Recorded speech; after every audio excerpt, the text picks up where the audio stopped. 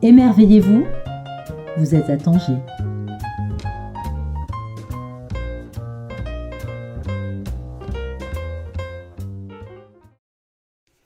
Bonjour à toutes et à tous. Aujourd'hui, je vais vous présenter quelques coups de cœur, livres qu'il me semble indispensable d'avoir dans sa bibliothèque ou de redécouvrir. Ce sont des sélections évidemment insolites, donc ce ne sont peut-être pas forcément des livres dont vous aurez entendu parler ou que vous connaissez, mais ils font partie de la bibliographie que nous aimons mettre en avant à la librairie Les Insolites. Il y a plusieurs sélections, on va s'amuser à faire découvrir avant tout des auteurs, puisque derrière les livres se cachent des figures et des personnalités. J'ai sélectionné alors des auteurs, je me rends compte qu'ils sont tous masculins. Je ne mets pas en avant les femmes pour cette sélection, mais peut-être qu'une prochaine fois, nous parlerons plus des femmes. Donc ça va être l'été. Habituellement, l'été, on parle de livres faciles qui nous détendent, qui ne nous font pas trop réfléchir. On est au bord de la plage, à la piscine. On a l'habitude de lire plutôt des polars, des romances. Alors pour autant, à la librairie Les Insolites, on considère que se détendre ne veut pas dire ramollir son cerveau. Et on va continuer à vous proposer des ouvrages, comme on le fait toute l'année, qui vont vous interroger, qui vont vous bousculer un petit peu, qui vont vous faire sourire souvent, qui vont vous donner envie d'écouter de la musique, de regarder de la photographie, d'aimer toujours plus le Maroc et de vous révolter un tout petit peu, parce que la révolte est indispensable, même pour détendre son esprit. Première sélection, Franck est à mes côtés, donc parfois il va intervenir. Pour poser des questions, parce que je pense pas que j'ai lu les livres, pas encore. Et je suis curieux, comme vous qui écoutez, de découvrir ce que Stéphanie nous a concocté. Alors, en effet, je pense que tu ne les as pas tous lus. Alors, je vais commencer par un auteur américain, africain-américain, comme on le dit maintenant, américain avant tout de naissance. Il est né en 1956 en Géorgie. Il s'appelle Percival Everett. C'est un auteur à la fois poète, écrivain, bien sûr, et essayiste. Il a fait surtout des collaborations autour des essais sur l'histoire des États-Unis. Il s'est vu décerner le prix de l'Académie américaine des arts et des lettres et le prix John Dos Passos en 2010, qui est un livre qui récompense la diversité en écriture. En fait, la richesse de cet auteur, c'est d'être complètement polymorphe. C'est-à-dire, il passe de la nouvelle à l'essai, à la poésie. Il a un côté très hybride qu'il expérimente dans beaucoup de ses romans. Alors, il a quelques romans, il y en a à peu près une dizaine. Tous n'ont pas encore été traduits en français. La maison d'édition qui s'occupe de lui en France, c'est Actes Sud. Donc, on trouve ses livres chez Babel. On les a à la librairie. En 2009, il a publié un livre qu'on va présenter cette fois-ci, qui s'appelle « I am not Sidney Poitier ». Donc, et le titre a été conservé en anglais alors? Alors en fait, ils l'ont traduit pas Sidney Poitier, mais j'aime bien le titre en anglais. I am not Sidney Poitier. C'est en référence à I am not your Negro de James Baldwin. James Baldwin, bravo. Et donc c'est un livre où le personnage principal, c'est un livre assez drôle, c'est très grinçant. Percival Everett critique la société américaine dans toutes ses absurdités. Oui. Et donc il fait des livres extrêmement absurdes, mais pour autant très philosophiques ou qui ont une quête systématiquement de critiquer à travers l'absurde la société dans laquelle il vit. Alors là, l'histoire, c'est un jeune Afro-Américain, sa mère fascinée par l'acteur Sidney Poitier, qui a été un des acteurs emblématiques du cinéma américain, décide de l'appeler Sidney Poitier. Une sorte de projection, une sorte de... Complètement. Elle lui donne carrément Sidney Poitier, c'est son prénom. Et en fait, ce personnage va passer sa vie à se justifier qu'il n'est pas Sidney Poitier. Qui n'a rien à voir à part le nom. Tout en étant Sidney Poitier. Et pourquoi Sidney Poitier? Parce qu'en réalité, ce personnage qui se défend d'être Sidney Poitier va vivre quasiment tous les événements qui sont arrivés à Sidney Poitier, l'acteur, dans les films. Et du coup, ça devient une satire de ce que c'est qu'être un homme afro-américain dans la société américaine. Donc c'est une grosse satire, c'est très grinçant. Donc il y a plein de passages où le personnage principal parle à la première personne et il passe son temps à se justifier en disant I am not Sidney Poitier. Je ne suis pas Sidney Poitier. Comment tu t'appelles? Pas Sidney Poitier. Mais en fait, quand même si, c'est Sidney Poitier, pas Sidney Poitier.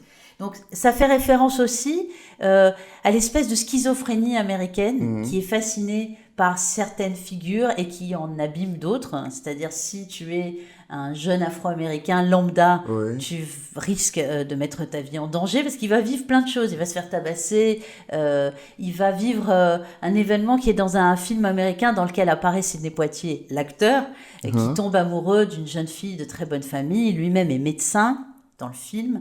Ça s'appelle Devine qui vient dîner ce soir. Et c'est un film extraordinaire parce qu'en fait, cette jeune femme, ça se passe dans les années 50, elle présente son futur mari à ses parents. On est dans une Amérique qui est encore ségrégationniste, elle est en train d'en sortir. Et les parents font tout ce qu'ils peuvent pour l'accueillir le plus poliment possible, presque trop. Il y a des gaffes.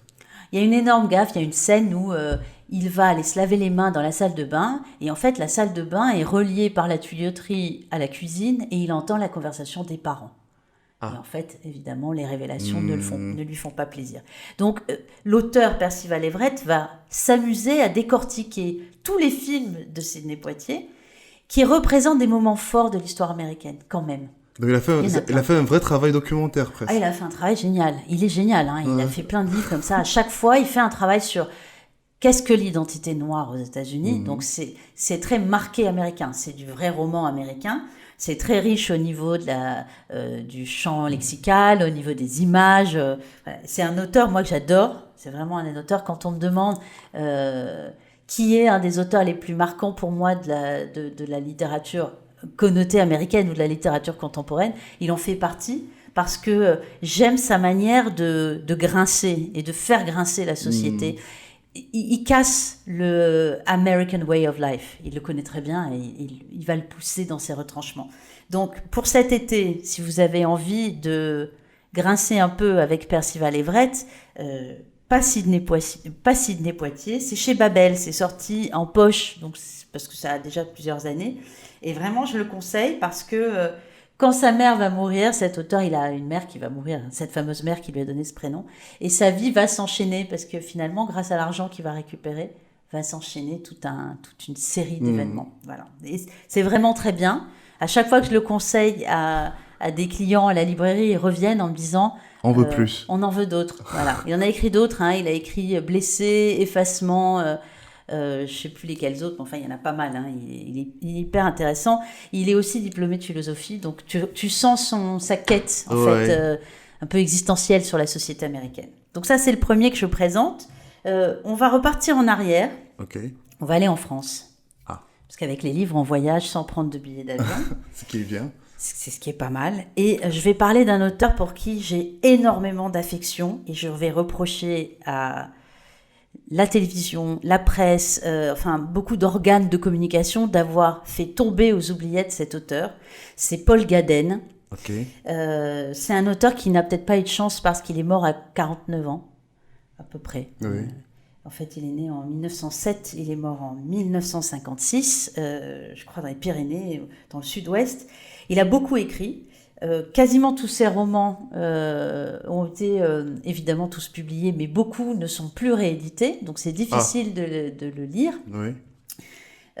Les romans, chacun de ces romans quand on arrive à les lire, est une petite pièce de délicatesse, d'intelligence. Bon, il a fait le lycée Louis-le-Grand, donc c'est Cagnes et Pocagne, c'est les parcours d'excellence en France en littérature, spécialiste de Marcel Proust. Il a été professeur en Normandie en 1932 et en fait sa vie va être bouleversée parce qu'en 1933, alors qu'il est un jeune professeur extrêmement brillant, il apprend qu'il a la tuberculose. Et donc, la tuberculose, c'est une maladie des poumons. Donc tu peux en mourir, en fait. Hein. Et on va lui demander d'arrêter d'enseigner. Il va devoir aller dans un sanatorium. C'est un vieux mot. Hein, c'est des vieux mots. Sanatorium, donc c'est une sorte d'hôpital, un peu plus élégant. C'est entre l'hôtel et l'hôpital. C'est souvent dans les montagnes parce que l'air est le plus pur. Donc, c'est ouvert dans des endroits très isolés où il n'y a pas du tout de pollution. Et donc, il va se retrouver dans un sanatorium à la fois, alors au début, très frustré de ne plus pouvoir enseigner, parce qu'il adore l'enseignement, puis finalement, ça va développer son aptitude à l'écriture pure.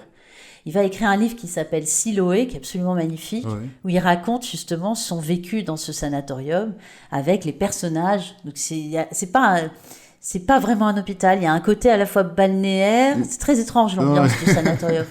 Il y a des histoires d'amour qui se nouent, mais ça n'en est pas vraiment. Il y a des gens qui savent qu'ils sont sur le point de mourir, mais tout le monde fait comme s'ils n'allaient pas mourir, puisqu'ils sont un peu comme des résidents d'un hôtel assez élégant. Hein. Et l'aspect coupé du monde, ça crée une sorte de microcosme. Complètement, Ouais. complètement. Et donc, il va développer cette analyse très psychologique des personnages. Alors, un peu comme l'américain Henry James.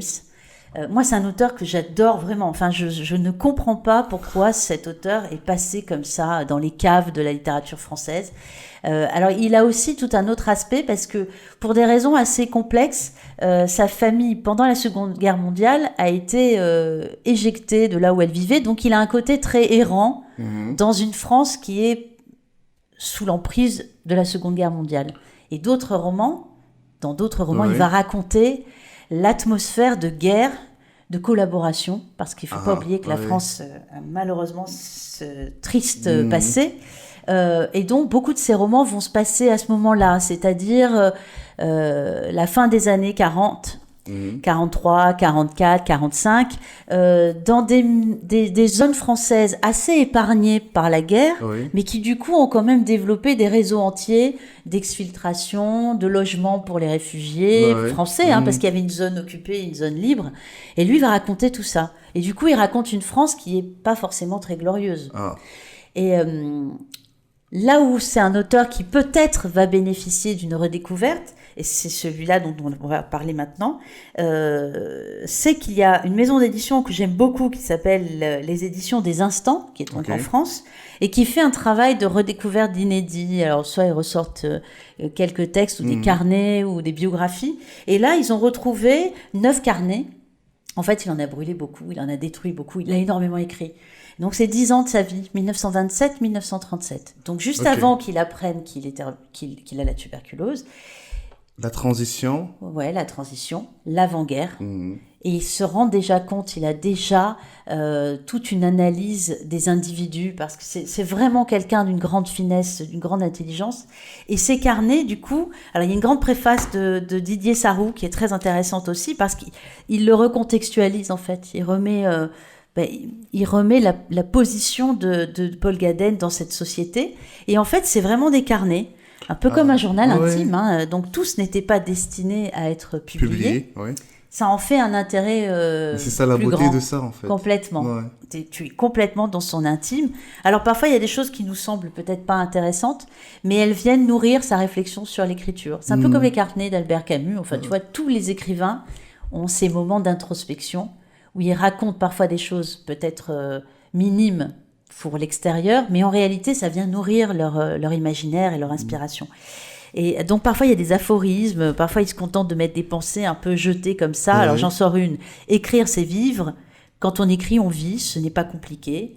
Parfois, c'est juste nuit d'enclume, de résurrection, pain de résurrection, de sauge et d'armoise, feu de sarment, monde sans venin, aigrette des palmiers. Voilà, il y a des descriptions, il y a des poésies tentées, C'est beau. il y a des rencontres. Voilà, il parle beaucoup des gens.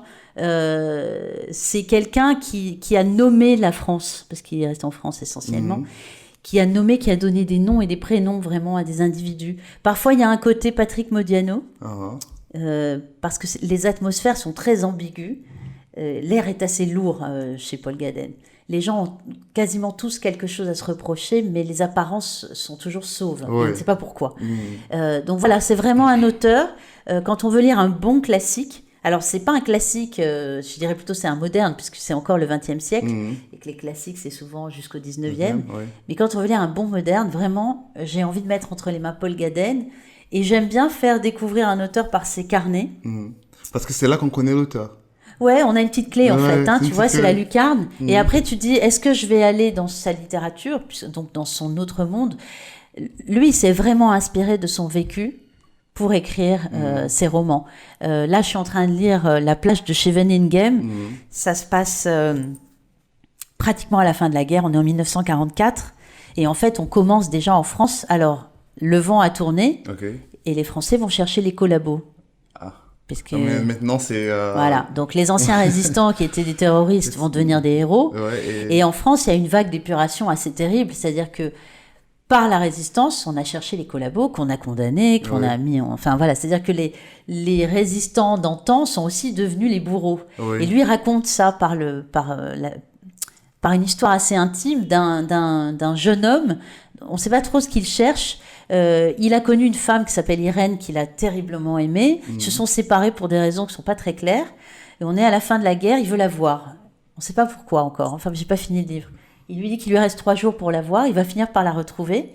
Mais pendant ce temps-là, quand il était au lycée, il avait un ami qui s'appelait Hersan, qui était un type très flamboyant, un type très intelligent, qui faisait du théâtre, mais qui était fasciné par cette France glorieuse, c'est-à-dire la France qui est plus forte que celle qui a finalement capitulé, mais il était fasciné par les idées d'Action française, de Charles Maurras, etc. Donc il porte en lui le venin, voilà, antisémite. Oui, ça, c'est... Voilà. Et donc le narrateur principal est à la fois fasciné par cet homme, ou ce jeune homme, parce qu'il porte en lui quelque chose de très flamboyant, mais aussi de très empoisonné. Ouais. Et en fait, tout le monde lui parle de lui à la fin de la guerre en lui disant « Est-ce que tu as toujours des nouvelles de ce garçon ?» Parce qu'il a été connu, il a eu des faits qui sont parus dans les journaux, etc. Et il voudrait s'en détacher, parce qu'il réalise bien qu'en fait, ce jeune homme pour qui il avait beaucoup d'affection quand il était jeune, finalement il a fait partie du camp du camp de ceux qui étaient prêts à mettre dans des camps des personnes. Amis, des frères, etc.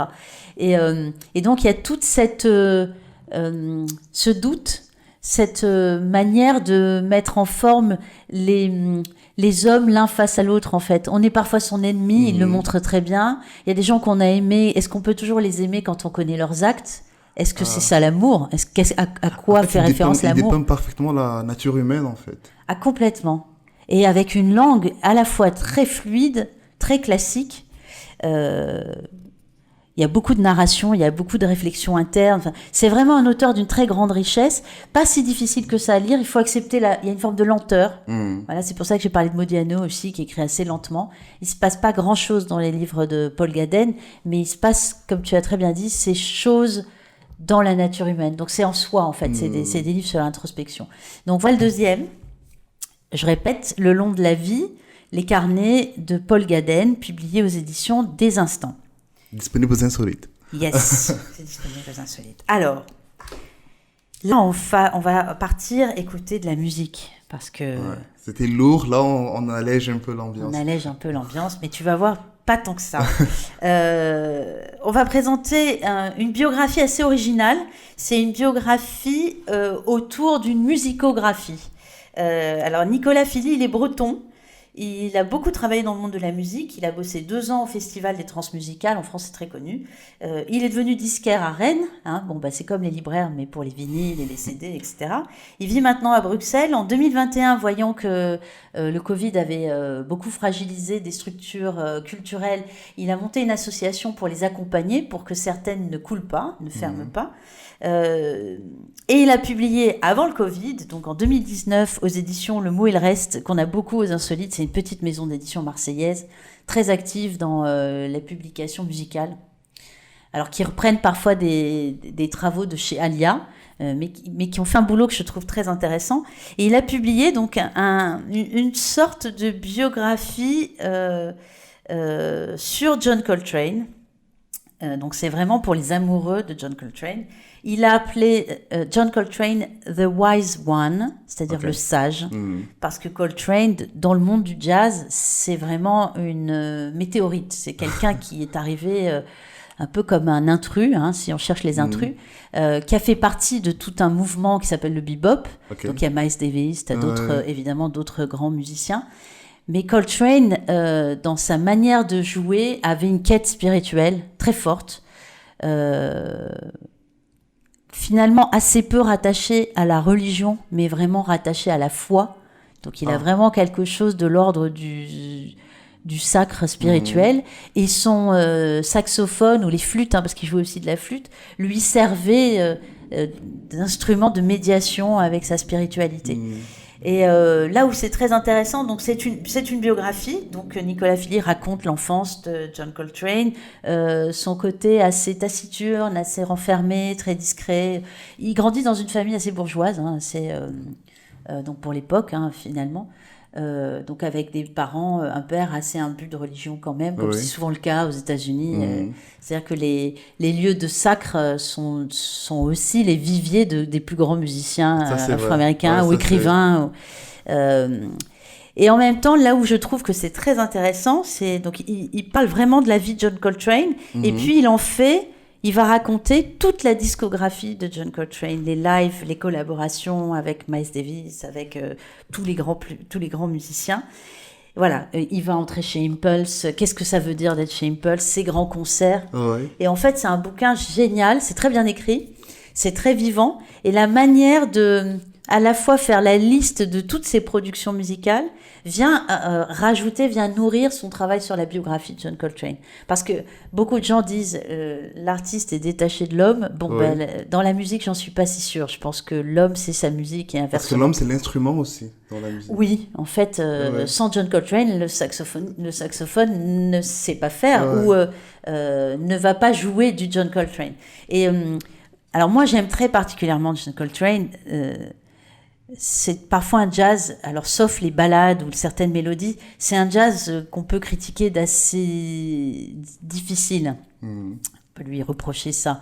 Il y a certaines ballades magnifiques comme Naïma qui s'écoute et qui peut se répéter. Enfin, moi, je l'ai dans la tête assez régulièrement, donc ça peut quand même se chanter. Mais c'est vrai que c'est un jazz moins facile parce que les mélodies sont moins évidentes. Il y a des improvisations très longues. Il laissait beaucoup de place à ses autres musiciens. Ils avaient des petites formations. Donc, il y a des amateurs. En fait, c'est tout ou rien avec John Coltrane. Voilà, soit on l'adore, comme c'est mon cas, soit on a beaucoup de mal, et à part quelques albums, on rentre pas dans son univers. Il a beaucoup désarçonné le public dans les années 60. Les gens comprenaient pas ce qu'ils venaient écouter. Donc il est venu en sorte de messie. Un peu, oui.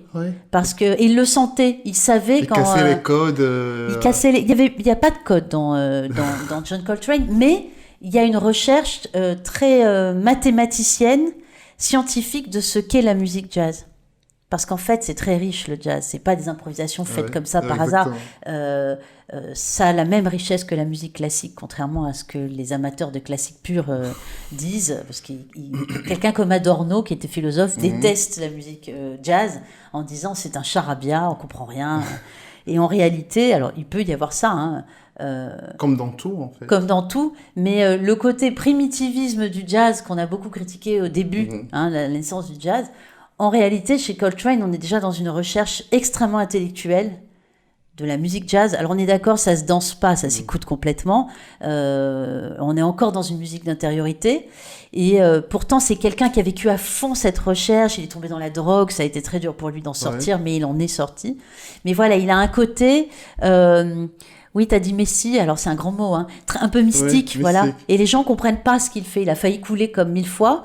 Il a pas la superbe de Miles Davis, qui a une superbe dans sa pose, dans son allure, qui contrôlait très bien ses productions. Mais il a travaillé avec lui et puis il s'en est détaché parce qu'il a quand même une personnalité très forte. Je trouve que le titre lui va très bien. The Wise One, c'est un sage dans toute sa splendeur. Le sage. Et voilà, c'est une belle redécouverte. Vraiment, parce que voilà, il y a un côté transcendance dans le travail de John Coltrane. Il en parle très très bien. Nicolas Fili, on voit qu'il l'aime, et il est allé chercher pratiquement toutes les productions qui ont été faites de l'artiste. Et je trouve ça, c'est très bien fait, cette collection. Il y en a plein. Il y a sur la soul, il y a sur le punk, le rap. Ils ont fait vraiment un travail chez Le Mot et le Reste. Et ils mettent en livre la musique. Et c'est une belle expression. C'est des bonnes portes, tu vois, d'entrée pour redécouvrir des mouvements, des artistes. Moi, j'adore lire ce genre de livre. Donc, John Coltrane, The Wise One, de Nicolas Fili, aux éditions Le Mot et le Reste. Il est aussi aux Insolites. Alors, on revient à Tanger. Voilà, on a fait un petit tour. On était en France, aux États-Unis 2 fois. On va venir à Tanger. Farid Bahé, qui est un chercheur, historien, spécialiste du Maroc. Il enseigne à Bruxelles. Il est d'origine tangéroise, donc c'était presque, ça tombait sous le sens qu'il publie un livre qui s'appelle Tanger, une histoire monde du Maroc. C'est édité chez Bibliomonde. La couverture, si j'ai pas une sottise, c'est c'est le phare du Cap Spartel. Oui. Il a publié il y a quelques années, si j'ai une bonne mémoire, un recueil de poésie avec des photos, je pense j'ai peur de dire une bêtise, donc je vais rien dire. De Abslam Kadiri, je pense. Et là, il est sur un travail qui correspond davantage à sa spécialité. Il va s'intéresser au sort de Tanger comme ville, entre guillemets, internationale. Oui. Et il en fait une histoire monde, mais il est assez intéressant parce que, d'abord, il explique que Tanger n'est pas la seule ville qui a eu une gestion internationale. Oui. Donc entre 1923, je regarde le livre pour pas donner une mauvaise date, entre 1923 et 1956, Tanger est géré par 9 pays. Mais ça n'est pas si original que ça. Il dit que Trieste a eu le même destin après la Seconde Guerre mondiale, donc c'est en Italie. Et Jérusalem, après 1947, est aussi passée sous un statut juridique un peu singulier. De même que Macao, Hong Kong, etc. Donc en fait, pour lui, ce qui va caractériser Tanger, c'est pas tant qu'elle ait été internationale, c'est qu'elle a eu un passé très tumultueux, très mouvementé, avec beaucoup de conquêtes, de prises de pouvoir. Elle a été un peu comme une ville emblématique pour les enjeux des différents pays, mais elle-même aussi, elle a vécu en elle-même, en tant que Tingitane, cette ouverture sur cette route africaine aussi, tu vois, quand tu arrivé de l'autre côté. C'est un livre que moi je trouve très intéressant. Il est... Là, on est sur de l'histoire, par contre. On est sur de l'histoire, voilà. On est sur de l'histoire pure, mais ça reste très agréable à lire parce que d'abord, son écriture, elle est très vivante. Et en fait, il écrit plus comme si on était en train de l'écouter, comme si c'était une émission de radio, en fait. Alors, il y a de l'iconographie, voilà, c'est pas en couleur, c'est un livre assez classique en noir et blanc, mais il est vraiment intéressant. Ça parle des grands personnages de la ville. Voilà, ça parle des grands personnages, les Tangérois et les autres, ça parle de la construction de la ville nouvelle, ça parle de la Médina, ça parle des grandes familles de Tanger, des shérifs d'Ouezane, des familles juives de la ville. Ça parle aussi de la fonction de Tanger dans les guerres, dans les relations diplomatiques, puisqu'il y a beaucoup eu de consulats qui se sont installés. Et puis après, il s'intéresse aussi à la ville moderne, c'est-à-dire à ce que devient Tanger. C'est là où c'est intéressant, c'est qu'il replace Tanger dans sa contemporanéité. Donc, qu'est-ce qu'elle peut faire de tout ça, cette ville ? Parce qu'elle a vraiment un bagage important. Et en fait, c'est ça qui est intéressant, c'est qu'en même temps, il détermine cette ville pas seulement comme la ville littéraire, mythologique, des étrangers, mais que pourraient revenir voir les touristes qui appartiennent en vrai à la ville de Tanger. Donc il est vraiment bien, c'est vraiment bien écrit. Voilà, il parle de tous les enjeux alors historiques, géographiques, politiques de la ville. Il y a des repères, c'est daté, il y a des chronologies sur les grandes dates. Donc voilà, l'arrivée des Phéniciens, 9e siècle avant Jésus-Christ. Les Grecs vont l'appeler Tingis, puis ensuite ça va passer sous le régime des Carthaginois. Enfin voilà, il la replace vraiment dans les grandes dates. Il va, à la fin, il y a un petit lexique parce qu'il y a beaucoup de termes arabes qui va redéfinir selon le contexte de Tanger. Voilà, c'est vraiment un bouquin, quelqu'un qui a envie de découvrir. C'est un peu le livre qui manquait. Parce que sur Tanger, tu le sais aussi bien que moi, il y a plein de livres. Il y a plein de livres, mais il n'y a pas beaucoup de livres qui retracent comme ça l'histoire. Clairement. Ou alors c'est des grands livres de photos. Voilà. Mais sur les auteurs. Exactement. Mais là, le livre d'histoire qu'on peut mettre dans ses bagages et qui va nous faire traverser la chronologie de cette ville, il y en a assez peu. Donc c'est très bien fait. Voilà, il reprend tous les personnages, Sidi Mohamed El Rassouli, le Caïd Maclean. Il a bien bossé. Alors, il a condensé, je pense, plein d'autres lectures. Il y a eu des livres déjà très bien faits sur Tanger. Il y a Tanger Regard sur le passé de Monsieur Assayag, qu'on trouve très peu maintenant, qui est un très gros livre. Alors, il y a des livres de Monsieur Tafer Siti, voilà, qui parlent aussi de l'ancienneté de cette ville, de son charisme. Il y en a plein, mais il y a un livre comme ça Il a l'air accessible, qui est déjà très par sa accessible forme. par la forme. Voilà, Déjà. c'est un brochet, mais facile à lire, voilà, et qui interroge tout, à la fois les mouvements touristiques, les mouvements littéraires de la ville, politique, économique. Je trouve très bien fait. Je serais très contente de pouvoir le présenter à la librairie, parce que je pense qu'on apprendrait plein de choses et que les Tangérois seraient très contents de savoir d'autres choses de leur ville. Alors, et les Tangérois et les néo-Tangérois, parce qu'en fait, il y a pas mal de gens qui s'installent et qui connaissent finalement assez peu les particularités historiques de la ville, parce qu'elle est à peine en train de rouvrir des monuments historiques. Voilà, On a beaucoup de rénovations, beaucoup de changements. Mais avec des lieux, certains ont déjà été cassés, d'autres vont être mis en valeur, mais on ne sait pas de quelle manière. Et je pense que c'est important aussi de lire l'histoire d'une ville pour mieux s'y adapter et y vivre. Tanger, une histoire monde du Maroc, Farid Barhi, Bibliomonde.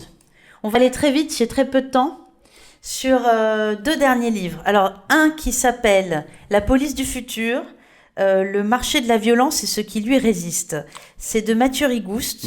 Alors, j'aime beaucoup le travail de Mathieu Rigouste. On a beaucoup de livres de Mathieu Rigouste à la librairie. Il est chercheur en sciences sociales et il est surtout militant, spécialiste des luttes. Des luttes. Alors, des luttes. Mouvements de lutte. Alors, il a fait en général. Ouais, en général, plutôt en France, mais on va parler des mouvements du genre les Gilets jaunes, les mouvements. Il a accompagné beaucoup ce qu'a fait. Comment s'appelle-t-elle, Adama Traoré, c'est ça. Enfin voilà, il s'intéresse beaucoup aux violences policières. Voilà, comment fonctionne le sécuritaire en France, notamment, surtout en France.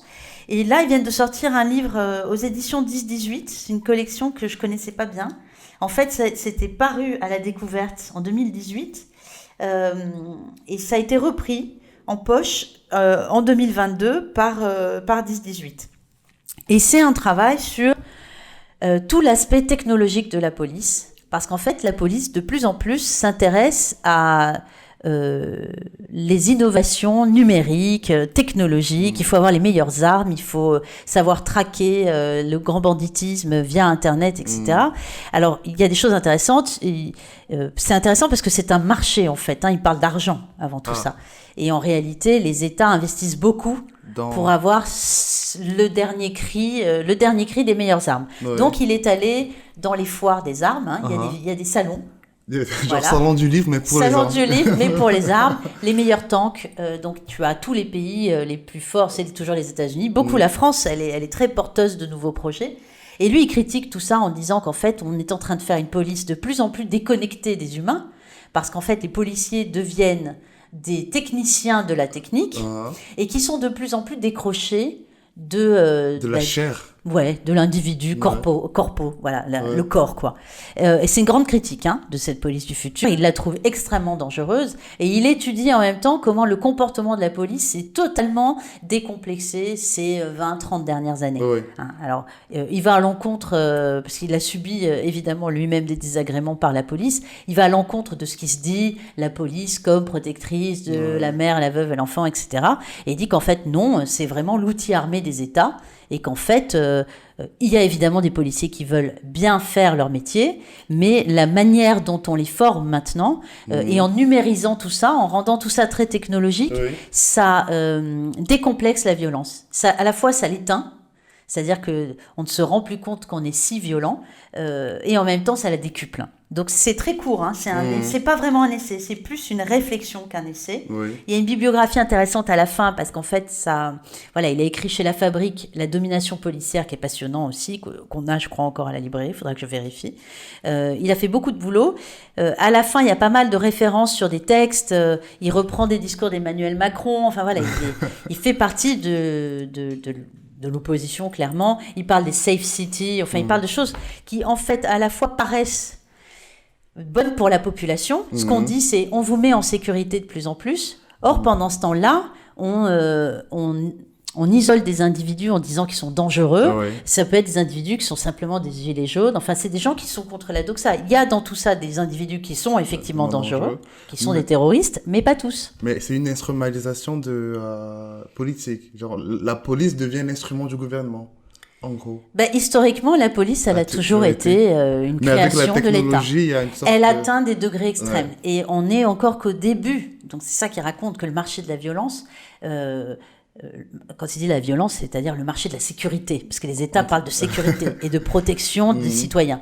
Mais en réalité, c'est de la violence. Voilà. Et comme avec tout, parce que la technologie, la technique, c'est une sorte de rouleau compresseur, il craint une violence de plus en plus exacerbée et qui va aller à l'encontre de la liberté des citoyens et des individus. Parce qu'en fait, où en est la liberté de chaque individu si tu peux plus manifester sans être voilà. Tu parles des drones. En France, on a utilisé, alors pourquoi pas les drones, où on a utilisé des armes extrêmement violentes pour lutter contre juste des gens qui font la grève en fait. Il y a des gens qui ont perdu un œil, des gens qui ont perdu une main. Donc ils critiquent tout ça. C'est très intéressant et ce n'est pas du tout léger, on est d'accord. Mais voilà, j'ai dit au début de la rencontre que l'été ne sert pas qu'à ramollir son cerveau sous le soleil. On peut aussi continuer à s'interroger et à se demander si on ne devrait pas ralentir cette fascination pour la technologie pour avoir une police encore humaine et humaniste. On termine, donc, La police du futur, Mathieu Rigouste, 10-18. On termine avec un livre, un beau livre. Magnifique. Oui, très mystérieux. Ça s'appelle Peace of Mind. C'est publié aux éditions Cal.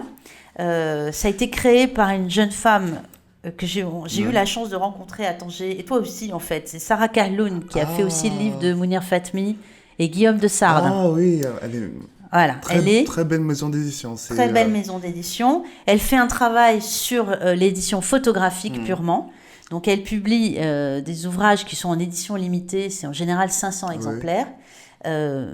C'est une très jeune femme encore, mais elle a un travail d'une grande exigence. Et là, elle a fait une publication autour d'un artiste. Et on le présente comme un artiste, en fait. Il est styliste et créateur de vêtements. Mais vraiment, on peut considérer comme un artiste. C'est Artsy Ifrache. Il vit à Marrakech. Donc, il est installé là-bas. Et tu vois, je te montre, personne ne peut le voir pendant le podcast, mais je te montre son travail. Pendant des premières années de sa communication sur les réseaux sociaux, il posait, chaque jour, il postait une photo où il avait posé avec ses créations et où il remet en avant des accessoires de la société marocaine. Alors, il y a énormément de choses, tu vois là, ou marocaines ou d'influence du Maghreb ou du Machrek, ou là, par exemple, il pose avec une robe qui est faite en Suzani, avec une plante, parce que les plantes vertes sont assez symboliques des intérieurs marocains, assez simples. À côté, on le voit, tu vois, il porte des sparadraps style Hello Kitty, avec un foulard blanc sur la tête et une blouse de travail, mais qu'il a recustomisé. Donc, il y a tout un travail sur le selfie, mais c'est pas du selfie, c'est de l'autoportrait. Autoportrait, ça c'est vraiment et artistique. une mise en scène, voilà, des mises en scène avec ses créations. Donc tu vois, il peut aussi bien porter des robes de femmes. Enfin, on a dépassé le genre avec Artsy depuis très longtemps. Et donc, elle a publié ce travail avec des interviews d'Artsy où il explique comment il considère sa création. Qu'est-ce qu'il considère dans la mode? Alors, si on aime la mode, bien sûr, on va être fasciné. Et alors, à la fin, il a aussi on aime la mode ou la photo, parce que ce que je vois, c'est... C'est de la photo. Voilà, c'est du travail artistique, photographique. Donc, pendant très longtemps, regarde celle-ci, voilà, il pose systématiquement. Il a déplacé beaucoup de codes sur le genre. Alors on va me répondre, c'est à la mode. Oui, mais lui, il a vraiment fait partie au Maroc des premiers les précurseurs qui n'ont pas peur déjà de se mettre en scène et de jouer avec le vernis, avec les talons, avec du maquillage, avec tout le travail de masque. Il a fait ça avant l'obligation des masques, donc c'est très intéressant. Il cache assez régulièrement son visage. Voilà, là, c'est une référence à Magritte, à des tableaux de Magritte. Il y a énormément de références. Je te laisse regarder, il y a beaucoup de couleurs.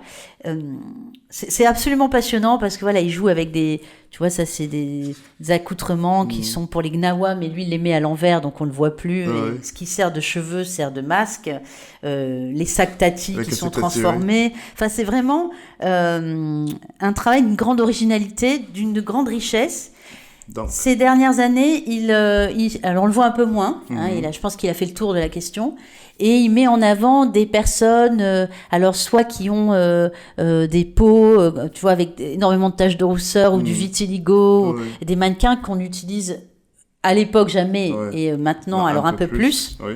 Des mannequins hommes à la peau noire absolument magnifiques. Enfin voilà, il met en scène vraiment ces campagnes photographiques sont des vraies œuvres d'art à elles toutes seules, quoi. Alors je trouve que c'est un beau livre si on aime la mode, si on aime le Maroc, si on aime la photo, comme tu disais très bien, et si on aime les beaux livres.